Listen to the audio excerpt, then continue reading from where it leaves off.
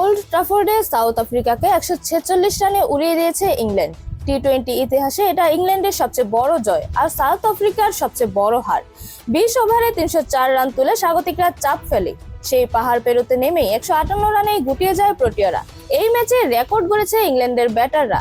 আন্তর্জাতিক টি-20তে তারা তুলে ফেলেছে 304 রান। পুরো ম্যাচে 30-4 আর 18 ছক্কায় দুই পূর্ণ সদস্য দলের মধ্যে এত রান আগে কখনো হয়নি। এর আগে ভারতের 297 ছিল সর্বোচ্চ বাংলাদেশের বিপক্ষে। ফিল সল্ট খেলেছেন অবিশ্বাস্য এক ইনিংস। 60 বলে অপরাজিত 141 রান করেন তিনি, মারেন 15টি 4 আর 8টি ছক্কা। ইংল্যান্ডের হয়ে এটি ব্যক্তিগত সর্বোচ্চ রান। নিজের আগের রেকর্ড 119 ছাড়িয়ে গেছেন এই ম্যাচে। উদ্বোধনী জুটিতেই তাণ্ডব দেখায় ইংল্যান্ড। সল্ট ও বাটলার 47 বলে তোলেন 126 রান। বাটলার খেলেন 30 বলে 83 রানের ইনিংস।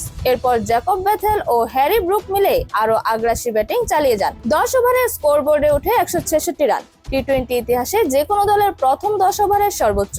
পরের 10 ওভারে রান তুলতে কিছুটা সময় নিলেও 300 পার করতে আর কষ্ট হয়নি। শেষ দিকে ব্রুক অপরাজিত থাকেন 21 বলে 41 রানে। সাউথ আফ্রিকার বোলিং ছিল ছন্নছাড়া। কাগিসো রাবাদা একাই দেন 70 রান, যা তার ক্যারিয়ারে সর্বোচ্চ। 3 বোলারই দেন 60 রানের বেশি। এমন দৃশ্য আন্তর্জাতিক টি-20তে আগে দেখা যায়নি। রান তারায় সাউথ আফ্রিকাও শুরুটা ভালোই করেছিল। 3.3 ওভারে 50 রান তুলে তারা ম্যাচে ফেরার ইঙ্গিত দিয়েছিল, কিন্তু এরপর দ্রুত উইকেট হারাতে শুরু করে। আর্চার, কারান, রাশিদরা মিলে আটকে দেন রান রেট, ভেঙে দেন জুটি। শেষ দিকে বিজন ফরচুন কিছুটা লড়াই করলেও 16 বলে 32, তাতে লাভ হয়নি। প্রোটিয়ারা অল আউট হয় 17 ওভারেই। সিরিজ এখন 1-1 সমতায়। রোববার ট্রেন্ট ব্রিজে হবে সিরিজ নির্ধারণী ম্যাচ। যে কোনো খেলার আপডেট সবার আগে পেতে অবশ্যই চ্যানেলটি সাবস্ক্রাইব করে রাখুন। ধন্যবাদ। Flavours news.